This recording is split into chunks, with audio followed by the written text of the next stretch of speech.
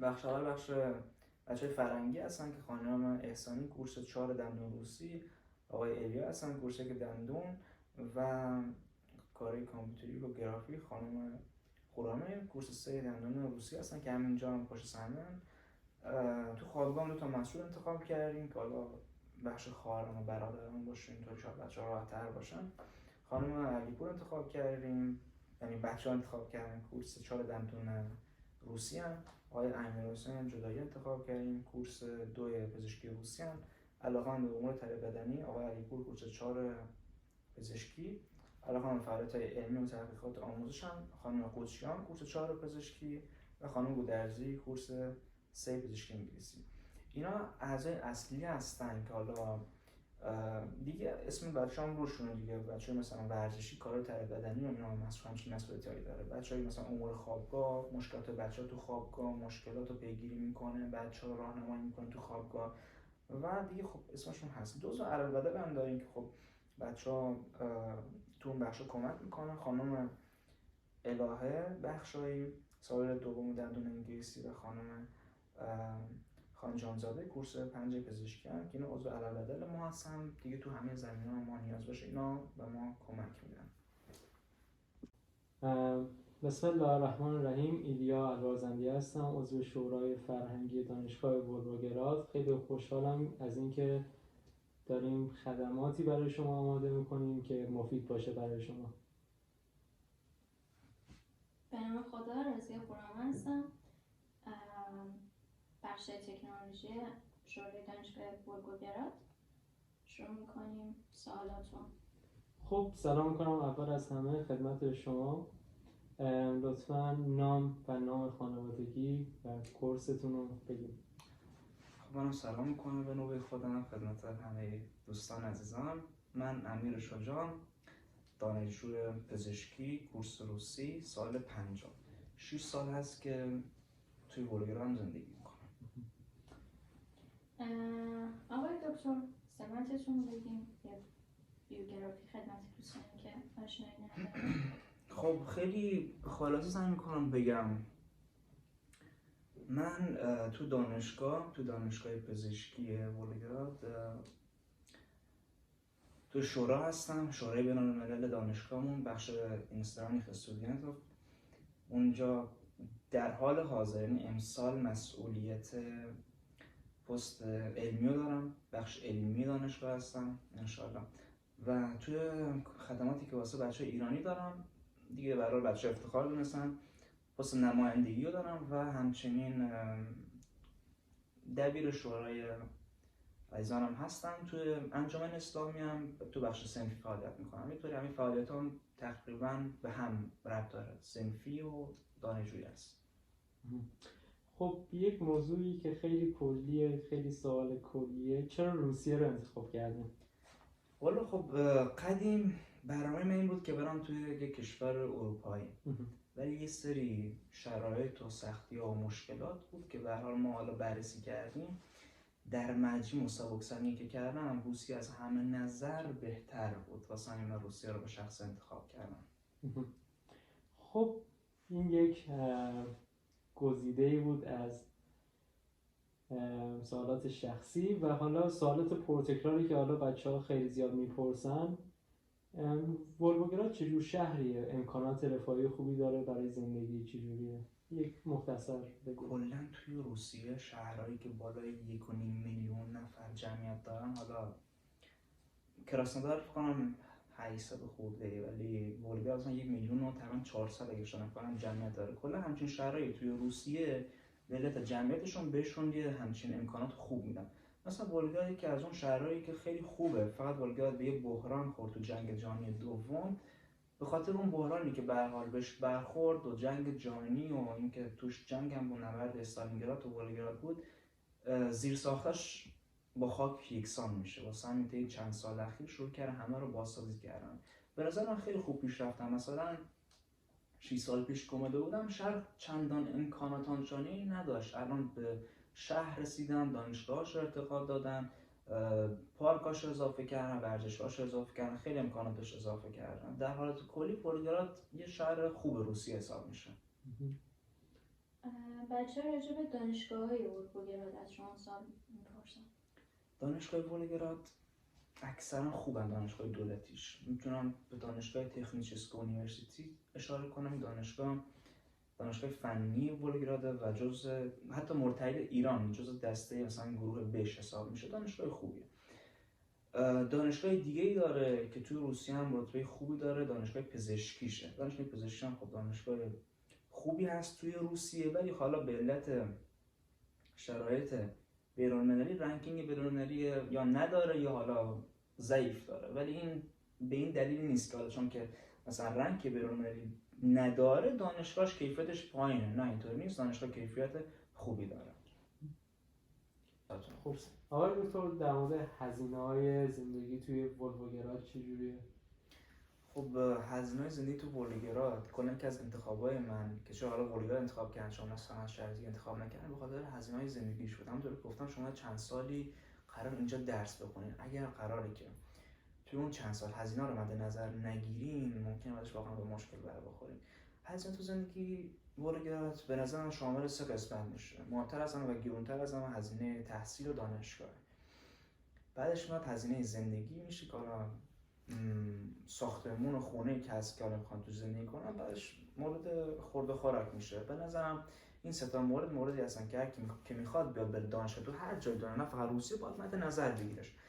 برای فرض مثال از نظر دانشگاهی ولگراد خب دانشگاهی هست که به هر حال هزینه‌اش خوبه. مثلا اگه پزشکی باشه به زبان روسی بخواد درس بخونه، هزینه‌اش مناسبه، یه چیز بین 3000 تا حالا مثلا 4000 در میاد. هزینه زندگیش مثلا خونه مورد دوم که خیلی مهمه، بازم مناسب‌تره به نسبت مسکو حالا جای دیگه. و هزینه خورد و خوراکش رو به نظرم فرقی نداره با جاهای دیگه روسیه، اکثرا یکسان هست. جا حالا فرقی نداره. شرکت‌ها بین‌المللی هست دیگه، مثلا مغازه و مگنیت و اینا همش تو همه جای روسیه بری از مثلا قیمتاش اونجا فرقی نداره. خب بعد در مورد حالا مثلا کیفیت تحصیل توی ولگراد چجوری نسبت به مسکو؟ حالا مثلا اون دانشگاه حالا گرونتر هستش، این قیمت ها باعث میشه که کیفیت ها بیاد بالا یا پایین؟ چجوریه؟ خب منظورت کیفیت دانشگاه ولگراد مثل مسکو دیگه؟ بله. ببینیم از دید جهانی بهش نگاه کنیم، خب قابل مقایسه نیست. قطعاً مسکو، سن پترزبورگ، کازان، نووسیبیرسک که دیگه مهد علم روسیه است، اینا کلاً جایی هستن که خب واقعاً نمیشه باشه مقایسهشون. اونا رنکینگ بین‌المللی جهانی دارن. ولی اینکه بگیم دانشگاه ولگراد دانشگاه خوبی نیست و اینم مشکل داره این حرف. اینجا به خاطر حالا سری مشکلات و تحریما و حالا چیزایی که هست باعث شده که به هر حال دانشگاه ولگراد زیاد توی دید نباشه. ولی هیچ تأثیری به نظرم کیفیتش نداره. کیفیت دانشگاه ولگراد به عنوان من که حالا چند سال اینجا هستم با بچهای حالا مسکو جای دیگه دوست هستم، به نظرم کیفیت خوبی داره. یعنی به شخصه راضیم تا اینجای کار ازش. آقای دکتر راجع به زبان تحصیل در روسیه از همون صحبت کنیم. تو روسیه دانشجوها میتونن به 2 زبان تحصیل کنن دیگه، میدونید، روسی قطعاً و انگلیسی. توضیح میدم کدومش حالا خیلی خلاصه بهتره. از دید من اگر شما قصد دارید تو آینده حالا از روسیه برید، به نظرم بهتره زبان انگلیسی رو انتخاب کنید، برای انگلیسی زبان بین‌المللیه. ولی حالا چرا خودم روسی انتخاب کردم؟ چون که به نظرم زبان روسی خیلی بهتره. اینجا روسیه است، روسی جواب میده قطعا تا انگلیسی. اینجا کسی حالا به صورت انگلیسی بلد نیست. حتی استادا سر کلاس گاهی کورس انگلیسی هم که باشین با شما روسی حرف میزنن. حالا شاید سال اول نه، ولی هر چه سال بریم بالاتر درس تخصصی بشه استادا اکثرا دیگه روسی حرف میزنن، حتی کورس انگلیسی باشین. از طریق شما چند سال اینجا قرار زندگی کنین، درس بخونین، کار کنین، با مردم رفت آمد داشته باشین، باید به نظر من زبان روسی رو بلد باشین تا زبان انگلیسی. خیلی رو پیشرفت درسیتون هم تاثیر داره. قطعاً استاد زبان روسی رو به مراتب بهتر درس میده تا زبان انگلیسی. یا استاد شاید معلوماتش خوب باشه ولی بلد سطح زبانش که حالا آنچنان بالا نیست، نتونه مطلب به زبان انگلیسی خوب ادا کنه. واسه به نظرم به شخصه روسی رو انتخاب کردم بخاطر اینکه من چند سال اینجا میخوام زندگی کنم. بهتره که درسم به همین زبان باشه، چون تو این شهر قرار زندگی کنم، برم و بیام، کار اداری رو انجام بدم، به نظرم خیلی بهتره بچه‌ام حالا اگه میخوام بیام روسیه 1 سال بذارن پادفک رو بخونن که کورس روسی برن که بعدن حالا به مشکل بر نخورن سال بالاتر. در هر صورت سال پنجم حالا دندون باشن، سال ششم اگه پزشکی باشن یه امتحان قرارشون بگم به نام گوس اگزام ربطی نداره، شما کورس انگلیسی هستین، کورس روسی هستین، درس‌ها به زبان روسی برگزار میشه. سبک آموزش پزشکی در روسیه. خب متاسفانه این مورد سوال خوبیه، چون که توی روسیه متاسفانه مثل باقی جای دنیا سبک پزشکیش قدیم ایاتون باشه مثلا خیلی خوبه. تو زمینه پزشکی روسیه قدیم خیلی حرف داشت، خیلی از دانشمندا ما داریم از روسیه، خیلی از کتابایی که ما همین الان داریم میخونیم دانشمنداشون همه روسن، این کتابو نمیدن ترجمه کنن بدن به دانشجو، همه دانشمنداش روسن، پزشکای روسن. یه مشکلی که داره از دید من، به نظرم روسیه پزشکیش خیلی قوی بود و الان که تو زمان حال حاضر رو همون زمان قدیم مون، یعنی پزشکی روسیه پزشکی با علم قدیم به روزش متاسفانه نکردن. یه ذره قدیمیه تو این مورد به نظرم. خب یک سوال پرتکرار دیگه که خیلی هستش، میگن اگر تو دانشگاه ولگراد غیبت کنیم چی میشه؟ اصلا مجاز غیبت کنیم چه جوریه؟ خب من گفتم همون اولش، من جزو شورای دانشگاه چندین بار من حرف زدم که مثلا موضوع آترابوتکا رو باشون در میون گذاشتم، به عنوان نماینده ایران رفتم موضوع آترابوتکا رو گفتم، به سفارت رفتم موضوع آترابوتکا رو گفتم، سفارت ایران تو مسکو. متاسفانه که از سیاست دانشگاه موضوع آترابوتکا چی؟ حالا بچه جدیدن اومدن شاید ندونن چی. بچه دانشگاه ولگراد با غیبت خیلی مخالفه، با تأخیر رفتن سر کلاس خیلی مخالفه، میگه دانشجو با سر تایم بیاد از توی کلاس، سر تایم بره، حتی اگه خود استاد دیر کنه دانشجو موظف سر تایم بیاد، با نظم باشه. خلاص یه خاطره تعریف کنم، میدونم یه ذره ممکنه ویدیو طولانی بشه، یه خاطره تعریف کنم. من حالا قدیم که اومدم تو ولگراد، این تقریبا میشه 6 سال پیش اومدم تو ولگراد پادفک رو خوندم. پادفک توی کیم وسناست چیه؟ یه خوابگاهه و ما پادفکمون تو طبقه دوش بود. من یادم حالا موقع چون نمیدونستم روسی، بلد نبودم اینا، یه 2 ایستگاه جلوتر از ایستگاهی که باید پیاده میشدم پیاده شدم. با 5 دقیقه تأخیر، فقط 5 دقیقه تأخیر رفتم سر کلاس، استاد من گفت که مریضت مرد. گفتم یعنی چی مریضم مرد؟ مگه این کلاس مثلا گروه فکر کنم گروه 7 بود. گفتم مگه این گروه 7 نیست؟ من اومدم میخوام سر کلاس. گفت مریضت مرد، برای اگه میخوای بری سر کلاس، برو سر کلاست. بعد واسات حالا تو استراحت حرف زدم، گفتم منظور چی بود اول صبح من گفتی مریضت مرد؟ گفت که تو پزشکی و میخوای پزشکی بخونی، تأخیر تو پزشکی یعنی مرگ مریض، تو باید رو ثانیه بجنگی. برای همین از اون تاریخ بعد کلا با تأخیر نرفتم سر کلاس. موضوعات رو بود که شما با تأخیر بری یا اگه یه روز غیبت کنی کلا نری سر کلاس، شما باید آترابوتکا پرداخت کنید. آترابوتکا مبلغ حدود 300 روبل برای کورس روسیه، حالا بیشتر یه مقدار بیشتر برای کورس انگلیسی باید آترابوتکا پرداخت کنید به ازای ساعت. آترابوتکا رو پرداخت کردن، خیلی پرداخت کردن، خیلی ضرر کردن، استاد با خیلی لج کردن، یه ذره توی مورد اذیت کردن، ولی خب استادا مجبورن از سری قوانین و پریکازا پیروی کنن، مجبورن. آترابوتکا یکی از موضوع داغ و حالا متاسفانه موضوع مهمی هم هست. منم چندین بار به نوبه خودم به دانشگاه گفتمش. متاسفانه دانشگاه قرار نیست از این سیاست کناره‌گیری کنن، لااقل تا امسال، تا آخرین اخباری که من تو شورا بهم گفتن نمیخواد کناره‌گیری کنه و پیشنهاد میکنم بچه‌ها هیچ وقت غیبت نکنن، تأخیر نکنن، چون اصلا ممکنه به خاطر تأخیر راشون نده سر کلاس و مجبور میشن کل جلسه رو پرداخت کنن. و اینکه اگر حالا پرداخت کردی تازه آترابوتکا رفتن و اینا یه داستان سخت، استاد ممکنه بگه توی فلان روز بیا آترابوتکا برو، خب این ممکن تایمش اوکی نباشه، وقتش اوکی نباشه. واسه بچه‌ها توی دانشگاه ولگراد به صورت خلاصه تا جایی که میتونین تأخیر نکنین، دیر نکنین و غیبت نکنین، چون که دانشگاه روی مورد خیلی حساسه. بریم سراغ یه سوال پرتکرار و پرحاشیه دیگه. توی دانشگاه میشه درس‌ها رو خرید؟ اگه میشه چه درسی؟ والا این زمینه نیست که من تجربه توش داشته باشم. به شخصه نه درسی رو دیدم کسی بخره، نه درسش دیدم کسی بفروشه، نه مافیا دیدم. حالا بچه‌ها تو مسکو هستن بهتر درک می‌کنن اون شرایط. همینطورم بگم خوشبختانه، همینطورم بگم متاسفانه تو ولگراد نیست. حالا چرا خوشبختانه؟ چون که خوشبختانه به خاطر اینکه تو دانشجویی میری درس میخونی، استاد بهت نمره‌تو میده. و تو دانشگاه اصلا درس رو میخونی، استاد میگه باید درس رو بخری. خب خدا رو شکر ولگراد این حالت مافیایی نداره. تو درس رو میخونی نمرتو میگیری، درس رو نمیخونی نمرتو نمیگیری. این بیشترین چیزه که حالا ما دیدیم.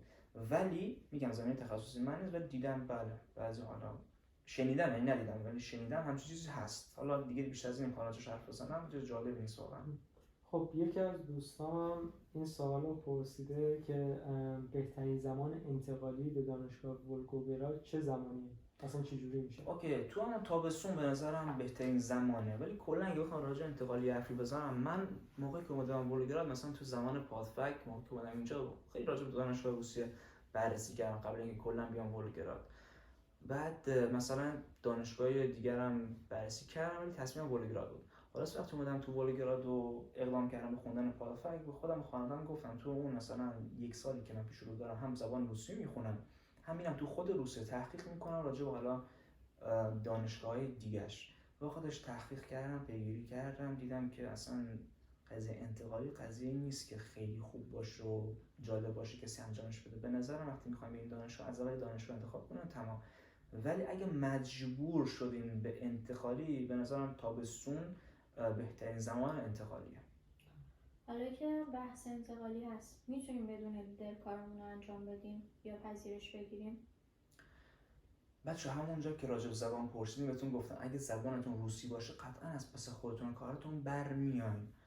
و دانشگاه مثل ولگراد حالا زیاد از اون دانشگاهی نیست که الا با لیدر کارتون راه بیفته. میتونی خودتون اگه از پس خودتون برمیاین، زبانتون خوبه، مدارک کاملی هست، بله میتونین انجام بدی. حتی تو سایت هم یه بخشی هست میشه تو سایت هم پیگیری کرد، تو سایت هم مدارک رو کپی کرد، پی دی اف رو گذاشت و دانشگاه بررسیش میکنه. ولی خب حضوری بهتره، اگه حضوری خودتون بالا سر دانشگاه باشه خیلی بهتره تا از آنلاین این کار پیگیری کنید. یه سوال دیگه هم هستش، بعضیا پرسیدن برای پاس شدن درسامون توی دانشگاه ولگوگراد چه روندی پیش رو داریم، با چه نمراتی میتونیم پاس بشیم؟ پاس خب ولگراد من دو تیم که نمرای 5 و 3 و 4 داره. خب ما تو ایران درس خوندیم میدونیم نمره از 20 بود، 10 یعنی دیگه طرف افتاده. تو ولگراد این شکلیه که نمره 5 یعنی دیگه بالاترین نمرش، نمره 4 یعنی همون حالا متوسط، 3 میشه دیگه ضعیف، 3 میشه 10 یعنی طرف مثلا استاد با 10 تا رو پاس کرد دیگه. حالا یه ذره دقیق تر بخوایم وارد شیم، 2 یعنی کلا دیگه افتادی، مثلا تجدید شدی آتراودکا یا پرزداچان مثلا. این میشه سوال شما، یه ذره دقیق تر بهش وارد بشیم، چون که در مجموع از 100 نمرات رو رد میکنن، حالا سر کلاس 5 نمیزنن ولی در مجموع 100 نمرات رو رد میکنن. اگر مثلا مثبت 5 گذاشت یعنی دیگه 100، اگه 5 گذاشت یعنی 90 به بالا، اگه منفی 5 گذاشت یعنی همون روم 5 درجه بندی میشه. 4 هم تا 4 مثبت داریم، 4 داریم، 4 منفی داریم. 4 منفی یعنی دیگه یه ذره پایین. 3 هم که دیگه 3 منفی یعنی 10 خالص، یعنی کلا 10 به داده که فقط رد میشه، یعنی افتضاح ترین نمره یک دانشجو میتونه بگیره منفی 3. حالا من درس فیزیولوژی بود، استاد برای ما 3 میذاشت 2 تا منفی کنارش، یعنی دیگه افتضاح بودی دانشجوی عزیز، افتضاح بودی. من دیگه تو رو دارم با تحقیر ردت میکنم. همین چیزی هست، نمره‌اش اینطوریه 2 3 4 5 نمره دادنشون 5 قطعا بهتره. اگه همه نمرات دانشجویان 5 باشه در مجموع به دانشجو دیپلم قرمز میدن. اگه 5 نباشه، در 4 3 اینا باشه، غیر از 5 باشه دیپلم آبی بهش میدن، دیپلم عادی آبی، که دیپلم 5 هم کلا یه سری امتیازات داره، حالا جاش نیست بعدن راجعش میگم. بله، حالا که بحث استاد شد، توی درس میکروبیولوژی استاد سختگیر داریم، اگه بیفتیم چیکار کنیم؟ اگه بیفتیم 2 تا فرصت داریم مثل پرزداچان. تو 2 تا فرصت معمولا دانشجو قبول میشن دیگه، حالا هرچند کافه داره سخت باشه یه ذره همت کنن تو اون پرزداچان احتمالاً قبول بشن. کورس انگلیسی که یک کوچولو آسان‌تره، کورس روسی که مقدار سخت‌تره، ولی تو پرزداچان معمولا دیگه پرزداچ اول قبول نشی، پرزداچای دوم دیگه قبول میشه. یه سوال دیگه هم هستش، میگن که حضور در لکچرها الزامیه یا نه؟ بله، از دید من آره، به نظر من اصلا لکچر باید بچه‌ها برن، چیزی نیست که نه باید برن لکچر رو حالا بنویسن خلاصش بنویسن. به هر حال شما این همه هزینه کردین، باید به نظر من بیاین اینجا از کلاس و حالا هر چی که دانشگاه براتون میذاره از امکانات استفاده کنید. بله به نظر من باید بری. به نظر خود دانشگاه بله الزامیه بری، ولی اگر حالا مثلا لکچری بود که حالا اون استاد شل میگیره میتونید دیگه نری، یا اگه حالا نماینده کلاستون براتون غیبت رد نمیکنه اسمتون رو مینویسه میتونید نری، ولی قانون باید برید. قانون. آقای دکتر بریم سر بحث معیشتی، چجوری خونه پیدا کنیم؟ خونه پیدا کردن توی ولگر، حالا روسیه رو تو ولگر یه ذره سخته برای خارجی، حالا خیلیاتون که اینجا هستین میدونین، ولی یکی از مشکلات خونه پیدا کردن که خب به خارجی به خاطر اینکه رجیستر حساب باید بزنه خونه نمیدن، سخت میدن یا خیلی گرون میدن. به نظر من یه چند تا برنامه آنلاین هست، مثل حالا معروف ترینش آویتو. به نظر من تو آویتو قشنگ میتونین دانشجو برن سرچ کنن، اون یه بخش فیلتر داره، این فیلترها قیمت خونه، آدرس خونه، همه اینا رو بزنن، چند خوابه باشه، استودیو باشه، همه اینا رو انتخاب کنن، هر وریانتی که باشه واسه شون میاد بالا. ولی در حالت کلی خونه پیدا کردن یه کوچولو سخته، پرهزینه است به نظر من. خب الان که در مورد خونه صحبت شد، بعضی خوابگاه میخوان، حالا این خوابگاه رو چجوری میتونن درستش بکنن برن سر خوابگاه، هزینه‌اش چجوریه؟ خوابگاه تو دانشگاه ما 2 تا خوابگاه داریم، کیموسن ناتسیت обшит номер 1 خوابگاه شماره 1، خراسان 8A обшит номер 4 خوابگاه شماره 4. این 2 تا خوابگاه هستن. یه مقایسه سریع براشون بذارم. خوابگاه کیم یکی خوبیایی که داره اینکه خب قیمتش ارزان‌تره، 3 تا 4 هزار روبل در ماه. بعد توی وارشلوفسکی رایانه، وارشلوفسکی و سنتر تقریبا یکی میشه سازشون کرد، جای خوبیه، مترو داره، مترو از کنارش رد میشه، اتوبوس همه چی رد میشه، موقعیت جغرافیایی خیلی خوبی داره، به اکثر شهر دسترسی داره. ریمونتش قدیمیه، یه ذره قدیمیه، جدید نیست، این یکی از مشکلات بزرگشه، ولی خب یکی از خوبش اینه که به کلینیک کیم دوست نزدیکه، بچه‌ها که مریض میشن راحت میتونن برن اونجا. چیزی هم که چسبیده به کیم بخش فیزیکالتورا، کافدرای فیزیکالتورا، اینم خیلی خوبه که اونجا نزدیکه، بخش ورزشی هم.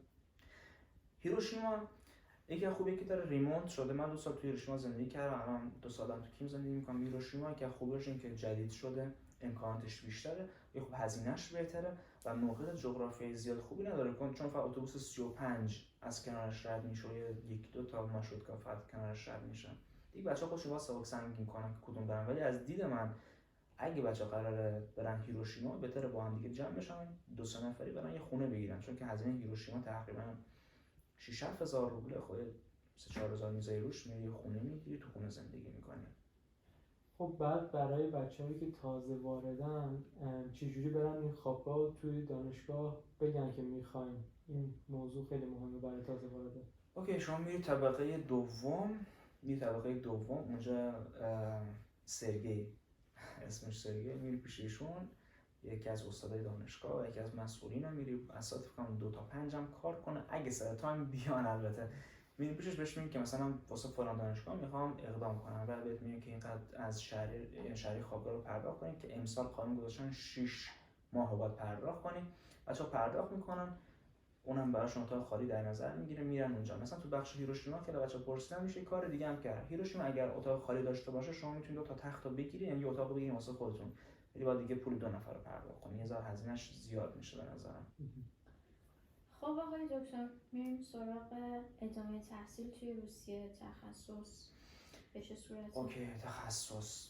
راجع تخصص خیلی بخش مهمیه به نظر من. کلا کسی میخواد تخصص بگیره بهتره بره تو کشوری تخصص بگیره که قصد داره توش کار کنه. مثلا تو میخوای بری تو آمریکا تخصص بگیری بهتره بعد اینکه پزشک عمومی تو گرفتی بری یو اس ام بری همونجا تخصص رو هم بگیری. چرا؟ چون که اکثر کشور تخصص خودشون قبول دارن.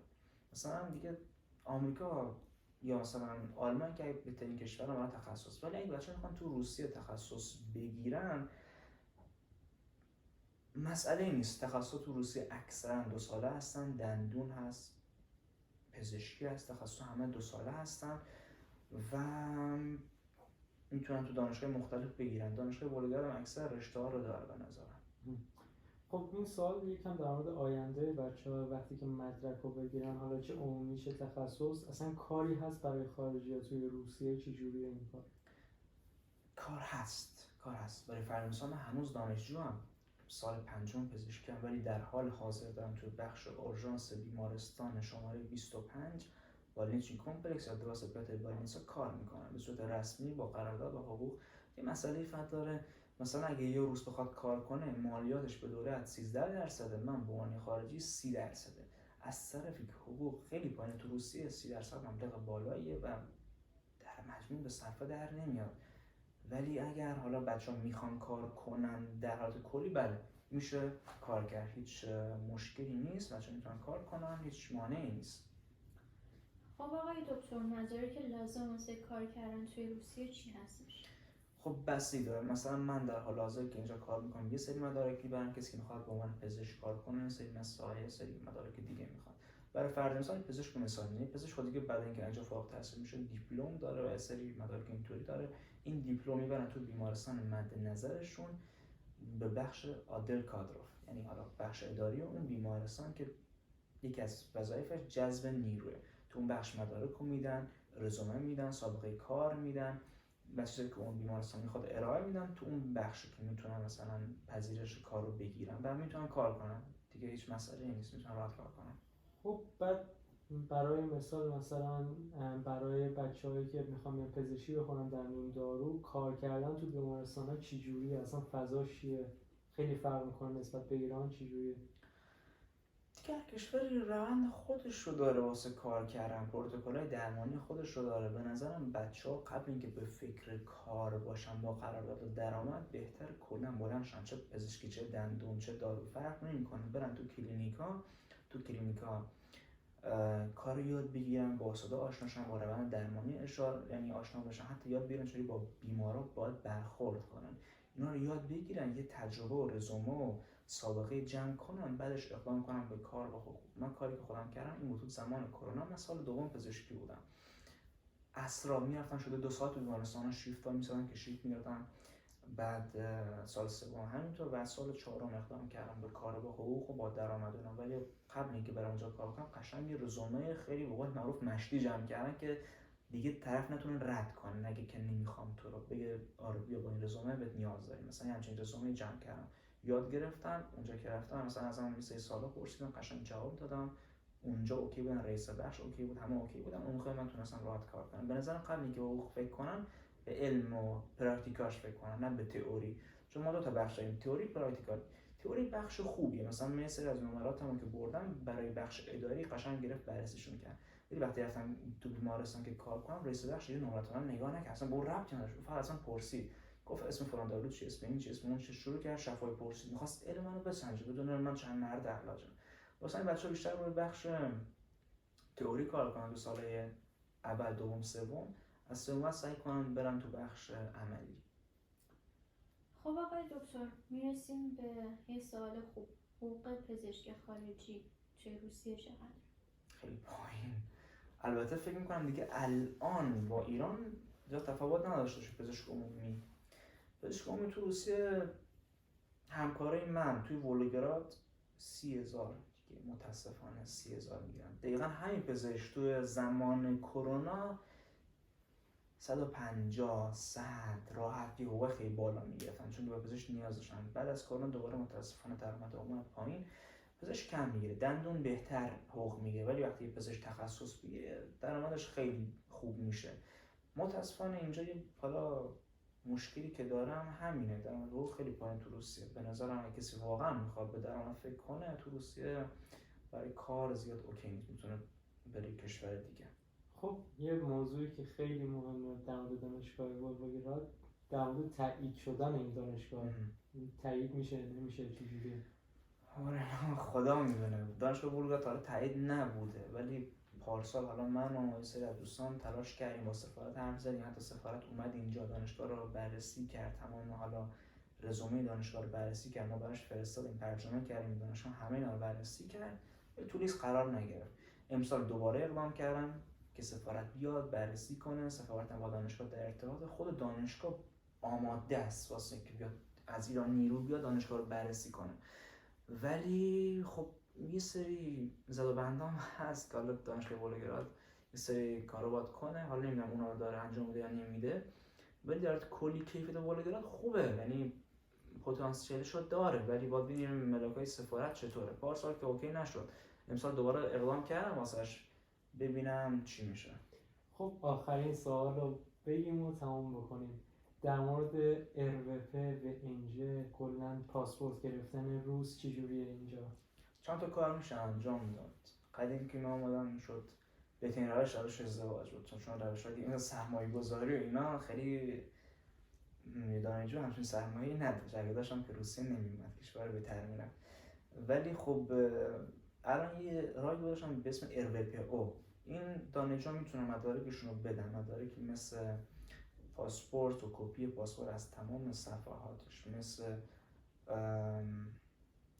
اینکه بهش میگن عدم سوء پیشی هم بیشتر نکنه. آره اونا میتونن بدن، همه این مدارک رو بدن دیگه. اصلا اینا همه رو روی هم بدن به دانشگاه، یه اسپرافک از دانشگاه ببرن تو دانشگاه، اینا رو براشون بررسی میکنن، بعد میبرن به یه بخشی تو روسیه هست، بخش اداره مهاجرت و اینا، میبرن اونجا اینا رو میدن، یه هزینه پرداخت میکنن، میگن بچه‌ها که رفتن، حالا من نرفتم، بچه‌ها که رفتن میگن که بعد از 1-2 ماه براشون RVP زدن تو پاسپورتش. RVP یه مهر تو پاسپورت، بعدش ویدناژی تلسفادن. ویدناژی تلسفادن دیگه چیز خیلی خوبیه، اون نظر بعد از این میدن معمولا.